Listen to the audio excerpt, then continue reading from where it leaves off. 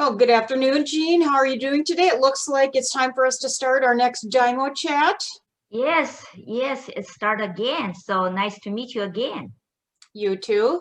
So again, I'm Kim Fox, registered dietitian, and I specialize in functional medicine and functional nutrition. And Jean, you are, what's your background? Well, I have lots of time on medical research, and also I'm a health coach and very extensive experience on healthcare industry. Awesome. So I think we make a pretty good team. Yeah, perfect. So I came across this picture and I just was amazed by this. I can barely even do a push-up, let alone do something like this. Do you know anybody that can do this, have the strength to do this? I don't think I can do it. Can And you so, do it? No, not at all. So, you may be thinking, all right, well, what's the point of this picture? Why did you pick this one? And, why I saw this one is that to me, this, is looking like somebody that has really a lot of strength. And by now, I hope our audience, those of you that are following us, have seen that we are been focusing on the immune system. So whether it's in our Dymo chats or if you've noticed our little daily segments that have been coming out, we're really focusing on trying to help you get a better and healthier and stronger immune system. So that's why I picked this particular picture. And for those of you that are interested in catching up, again, we've got all the videos that are recorded. And if you read our little daily tidbits, it should really take you, what do you think, Jean? Maybe a minute or so to get through those? Yeah, very short. You don't need to spend lots of time on it. Yeah, okay.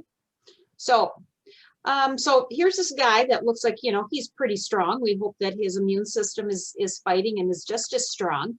But I wanted to pose a question, not only to you, but to our audience as well. So how many of you feel that your immune system is in tip-top shape? So Jean, how do you feel your immune system is holding up? Well, I think my immune system is not working very well at this moment. Frankly, I think I got something going on, maybe virus, maybe cold or flu. I'm running a little bit fever right now. So, okay. yeah. Okay. So means, all right, so something underlying, it sounds like, is trying to attack or affect your immune system, but hopefully in some of the things that you are doing, what are some of the things that you are doing now to help strengthen your immune system? Do you mind sharing that? Yeah, I'm just trying to eat lots of oranges, which has vitamin C, I think. And also I eat vitamin D pills and drink lots of water. Good. Okay. Hope you're getting some rest in. Thank you. Yes, good. So, when we look at that, something maybe triggered something while your immune system maybe is having a little bit of difficulty during this time. There's several factors that can certainly impact how well our immune system is working or isn't working. So do you have any ideas? And same to our audience, does anybody have any ideas on what could possibly affect the immune system, make it so that it's not fighting or working as strong as it should? Well, I think for me, I know I didn't have a very good sleep for the past several days. So maybe that's a reason, one of the reasons at least. Okay. And so the other thing is exercise, and I should go out to do more exercises, to go out for walking or running, but it's very cold. Yeah. So yeah. So this time I don't think I have done enough exercises. Okay. Yeah, that's what I think for me. Yeah. All right, well, let's look and see what some of these things are that could certainly have an impact on our immune system. We see smoking. Ooh. Now, yeah. Don't you just look at this guy and go, boy, he is really cool.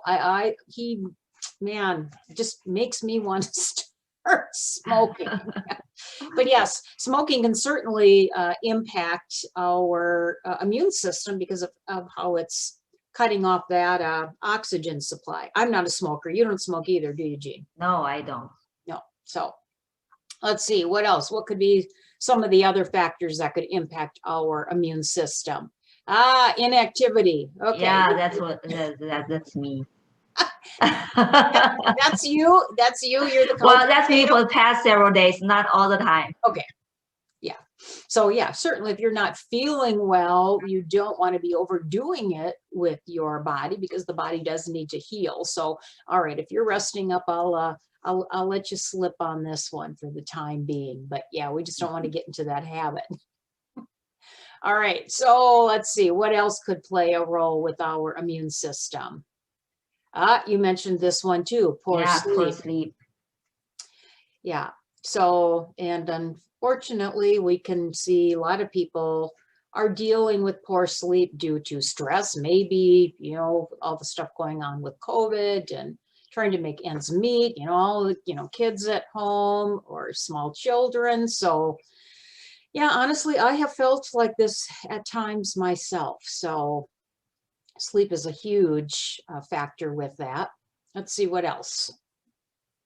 Let's see. Oh, stress. Stress. Yeah. Very, I think people are dealing with a lot of stress right now. So, and it's probably even different stress. So, what do we mean by stress? What areas of our health or body could be affected by stress? Well, I think stress means at the current time, because of COVID, people are really uncertain about what is happening later. Although there's a vaccine coming out right now, people can get vaccination. But the problem is the economy is not doing very good. I think that's a stress for everyone at this moment. Yeah. That's a very typical stress. So I'd say right now, just with what you were sharing, is that your body is under stress. So we have maybe some physical stresses we could be dealing with. I think that we also deal with emotional stress. We see that there's really been, in the news or just some of the articles and things I've seen, how the mental stress has been increasing, emotional stress. So there are, when we think stress, it isn't just always, I want to pull my hair out, but we can go through a lot of different types of stresses as well. So let's see if there's some other factors that could also play a role with our immune system. Unhealthy weight, and you talked about that you showed that article last week and talked about some of the issues surrounding an unhealthy weight last week, and then we also had that Q&A session, right? Yes. And last week was unhealthy weight loss control. Weight loss control. So again, for any of our followers, we're certainly welcome to, submit any questions, any comments, any ideas, anything that you would like more information on as we continue to move forward in these chats, because it not only helps us learn a little bit more, but the goal is to encourage and educate, support our audience, let them share their views. Anything else? Oh yeah, unhealthy diet. Yeah. What? I really like pizza. I really like pizza, especially Pizza Hut. They have this thick, how to say that, thick pan pizza. I know that's my favorite too. I hate to admit it, but yes, I like that too. And I also will have an onion ring now and then. So yes, I'd like to tell you that I never eat anything unhealthy, and I can't say that. But the key sometimes we do need to change something, make ourselves, feel happy, right? Because I just like it. So, but the thing is, okay, if we're not having these things all the time, but sadly, I see that I think people, and that's part of it too, it affects our immune system, is that we are resorting to more and more of these types of unhealthy foods because they're fast, they make us feel good. They're kind of comfort foods. So, but all of these things. So here's kind of just a synopsis. These are all the things that can deplete or really negatively impact our, the immune system. And so certainly the more of these things that we are dealing with, the less likely our immune system is going to be in that tip-top shape we were talking about. But that doesn't mean that, oh, well, I only have one of these things, so I must be in pretty good shape. Well, it doesn't necessarily mean that either. So, Yeah. So what our goal is today is, last time we talked about unhealthy weight. So today I think we are going to be starting to talk about how can we make some improvements in our food choices and diets. And the first thing we're going to talk about is vitamin C. And why I chose vitamin C is because I think it's really the number one nutrient people think about. Oh, I got a cold or I have a flu. I better increase my vitamin C. And that was one of the things that you said that you've been doing, right? Yeah. Yes. Yeah. I think I need to still to do this. Keep eating more vitamin C fruits and also vegetables. Yeah. So, and right here, these are typically, we think of our vitamin C foods are going to be these citrus foods, but look at all these things that vitamin C does for us.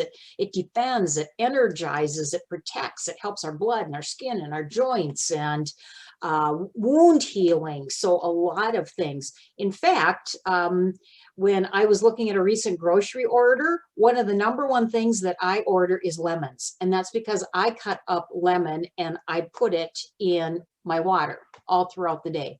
So that's one of the things I do to boost my immune system and just help keep me healthier and ward other things, keep them at bay. Oh, Kim, you just drinking lemon water all the time? Yeah, pretty much. No matter winter or summer? Yeah, because I like to flavor my water. So sometimes I spread it out. I might put lavender in my water. I might put some other herbs, but yeah, generally lemon's my go-to. So I like it. Oh, that's good to know. So doesn't the salad look great?